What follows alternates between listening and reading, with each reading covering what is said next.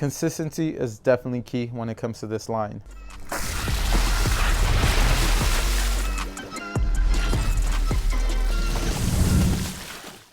What's up guys, Vinny here with Sneaker Tweaker and welcome back to another video. Today we have the performance review on the PUMA MB.03. This is a toxic colorway, so it does come with these laces, and also if you want to change them out, it does come with these bright green laces as well. Now, like I said, consistency is definitely a factor when it comes to this line particularly, and that's because a lot of what they did from the 1 to the 3 is pretty much the same. There are some slight changes to the design of the shoe, but as far as like traction, as far as the cushion and the upper, generally is the same. Now, traction patterns do change, but it's all multi-directional, and for the most part, between the solid rubbers and the translucent rubbers, they do perform pretty similarly. Now, I will say though, as far as the 3 and this colorway particularly, the translucent rubber also performed well in my case. And with that, let's start it off with the traction. Now, the PUMA MB.03, like I said, in this colorway features a solid rubber outsole and it has a multi-directional traction pattern. And with the two shoes, you do have rare spelled out together. And I gotta say, unlike the previous two models with the MB.03, the solid rubber outsole also performed really well. The bite was amazing. It was able to bite through dusty courts, clean courts. I mean, obviously clean courts. And I really had no issues whatsoever. Not only that, but the durability is also there. I've played in these a ton and I really can't see any fraying or wear and tear. And most of my shoes, you guys know, whenever I play in those things, I put them through the ringer and you can see a lot of fraying and wear and tear in those shoes. The fact that this was able to just, I guess, withstand that and just stay in one piece is pretty damn amazing to me. Now, I will say with the solid rubber outsole, you really don't get much of a squeak, if any at all.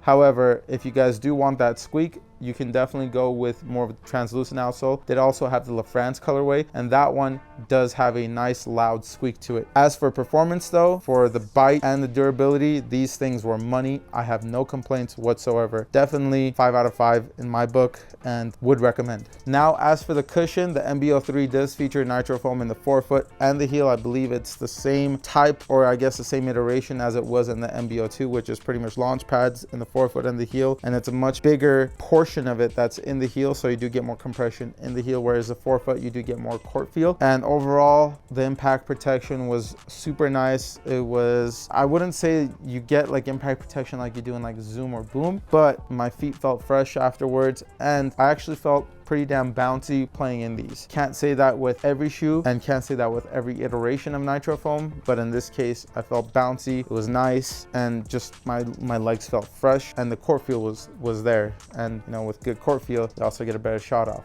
Can't complain about that. Now, the fit has got to be one of my favorite parts, and I think that's just a general favorite part for me with Puma shoes, and that's because for the most part they're more wide foot friendly, and this was no exception. I have a more of a medium to slightly wide foot, and just right off the bat, these things were amazing. They were good to go. I didn't get any squeezing or pinching, and my feet just really, it was a comfortable ride. They do fit true to size, so lengthwise you're good to go, and widthwise, for those of you who are wide footers, these are definitely one of those shoes you may want to try on. I would say it's one of my favorites. So overall fit, again, money. One of my favorite parts of the shoe. Definitely a highlight for me. Now, for the materials and the support, this is where it kind of reminds me more of the MB.01 than the MB.02. I wouldn't say it's as like fusey as the MB.02. It's definitely got some fuse. You do have fuse overlays. It does go from the medial side and wraps around all the way to the lateral side, but it's not like throughout the whole upper. You do also get this jersey-like material, again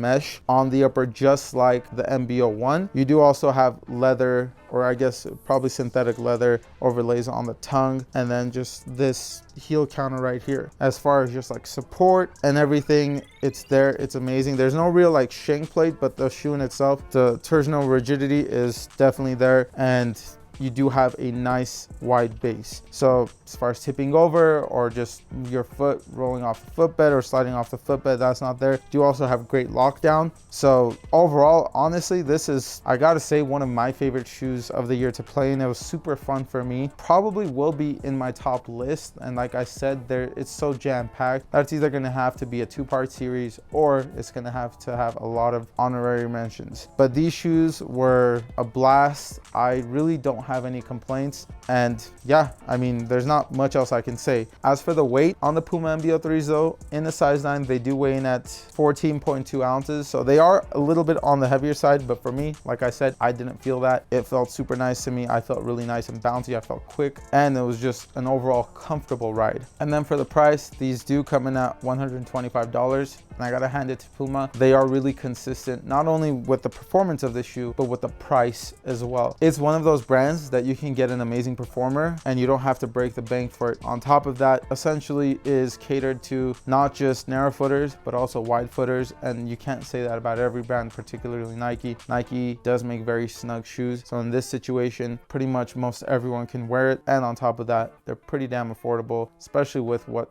shoe prices are now. Now, a lot of people also ask us where we get our basketball socks from. The answer is from Amazon. They come in a pack of 3 that costs just as much as 1 pair of Nike Elite socks. The ones we have are these 2 muted colors, which the white one and the black one, and they are quarter length. So if you guys like quarter length, they have them available in that, but they also have them in the high top version. Like I said, they come in a pack of 3 that costs just as much as the Nike Elites.